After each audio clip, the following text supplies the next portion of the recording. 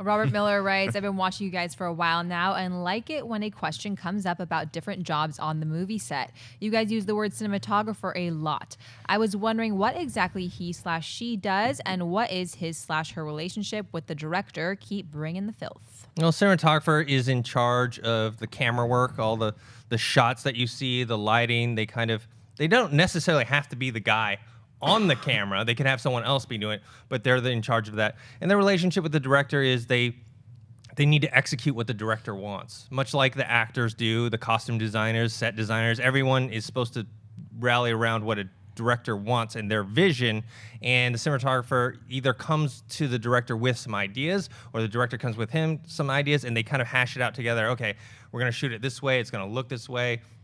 Everything from whether they're going to shoot on film or digital, and what kind of lighting and mood lighting and all that stuff. I mean, James Cameron when he took over for the Alien franchise and he did Aliens, he had to fire the cinematographer that they had because the cinematographer wanted to shoot it like the proper way. He wanted to shoot it like everything's well lit, and James Cameron didn't want that. His vision was, I want it kind of dark and gritty. I don't want you to be able to see everything. And he ended up getting a different person to execute his vision. So that's just an example. What about you guys? Well, oftentimes cinematographers and directors work very closely together and work frequently together.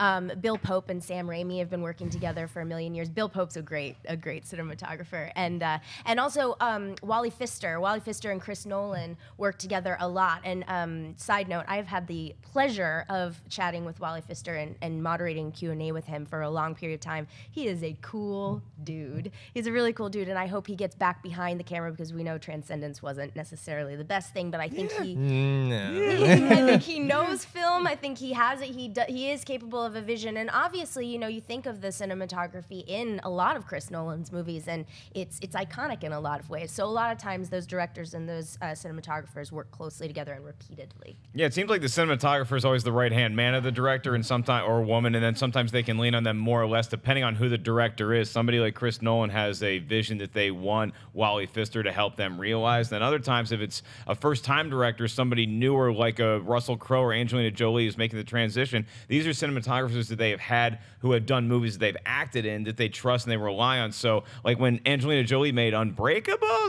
Unbroken. It's like you need to rely on somebody else who might have a little more experience than you. And obviously, somebody like Roger Deakins can be the star of their own movie. Like when we were talking about Sicario, we might have felt a little bit differently about how much we love the movie, but the way that Deakins sets up shots, it's like you actually notice that that's a cinematographer. That's a huge achievement. Yeah, what I was going to bring up is someone like Deakins is that even though you have a great director, and I mess up his name every time, Villeneuve.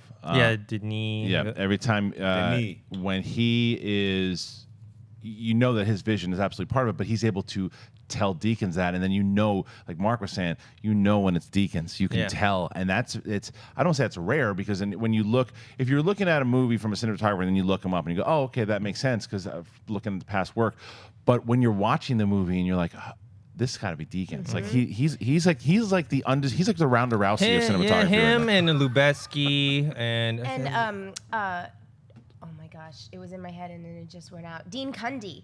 Dean Cundey has shot like everything. Every movie that you love, Jurassic Park, Halloween, and everything in between. I mean, he worked with Spielberg and Zemeckis and all of these people. Like, Dean Cundey has been on everything. Yeah, and I think that when you get like an old school guy like that, but then you get a new school guy with and how old is Deakins? I mean, he's pretty old. He's older, but he's older. But I mean, even that, what I say new school, as far as like the technology that they're using and stuff now too, like as in regards to how you have these guys that look at, because Deakins transitioned because he's been around for a bit, but he's able to, because you look at the way digital filmmaking in general, like the adjustments that the cinematographers had to do and the way that they have now made that an art form.